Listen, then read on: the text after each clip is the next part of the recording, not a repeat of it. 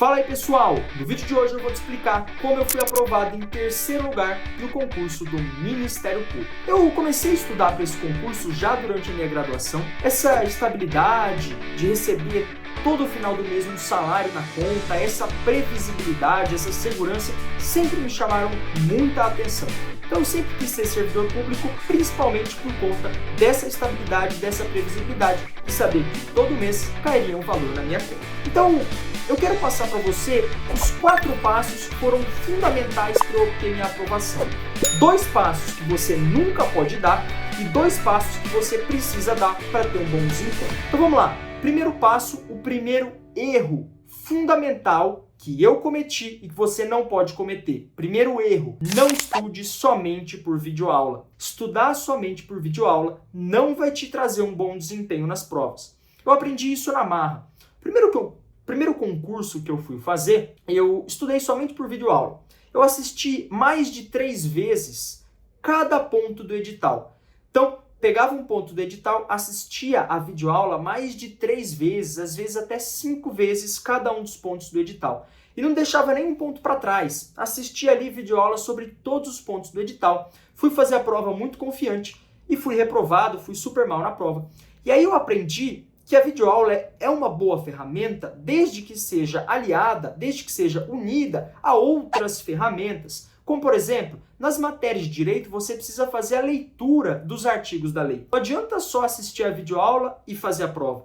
Principalmente nas matérias de direito, você precisa fazer a leitura da lei e a leitura dos artigos. Isso é fundamental. Então, o primeiro erro que você não pode cometer é estudar só por videoaulas. Você pode usar as videoaulas, principalmente nas matérias que a gente chama de matérias básicas, como, por exemplo, português, matemática, raciocínio lógico, informática. Agora, nas matérias de direito, você pode usar as videoaulas para criar uma base, mas é fundamental que você faça a leitura dos artigos da lei, tá certo? Então, primeiro passo, primeiro erro fundamental é estudar somente por videoaulas. Segundo erro, querer estudar muitas horas por dia.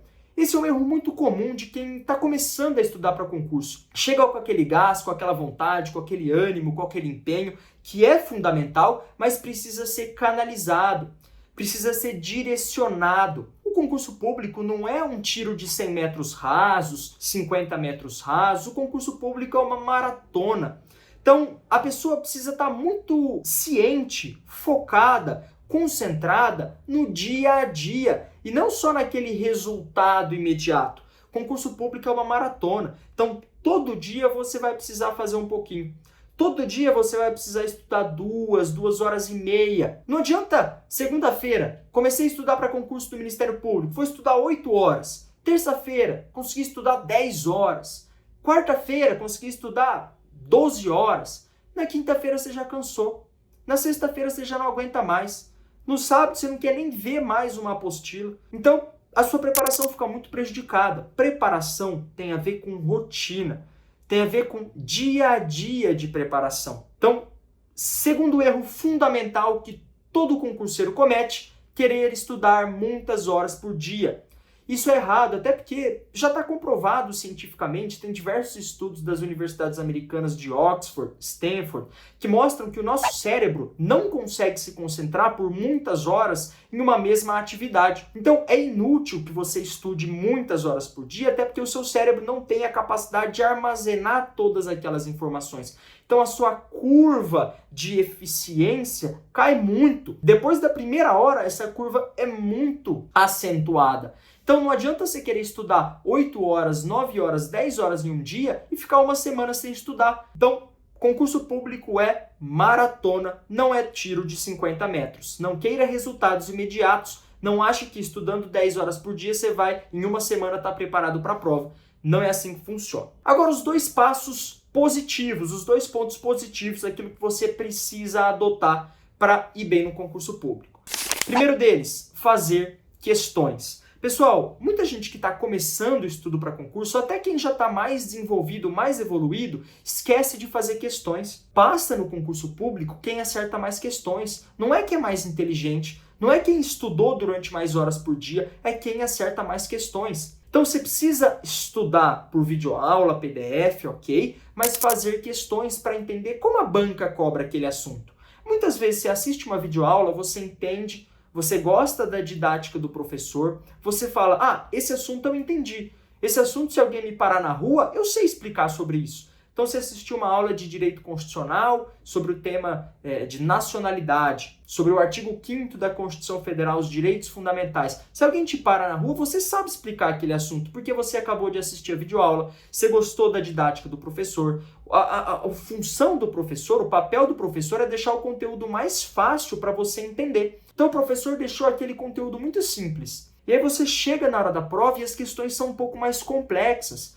Então é fundamental que você tenha essa maturidade e entenda que a videoaula do professor é importante, mas é fundamental que você faça questões, e aí faça questões atualizadas e faça questões da banca do seu concurso. Não adianta fazer a prova do Ministério Público de São Paulo, que a banca vai ser FGV, treinando só com questões VUNESP. Você pode fazer questões VUNESP? Pode, mas é fundamental que você também faça questões FGV. Então, você que está se preparando para o concurso do Ministério Público de São Paulo, faça questões FGV. Eu fui aprovado no concurso do Ministério Público do Rio Grande do Sul. A banca era o Instituto AOCP. Me preparei com questões do Instituto AOCP. Já fui aprovado no concurso do TJ. Fiz questões na banca VUNESP.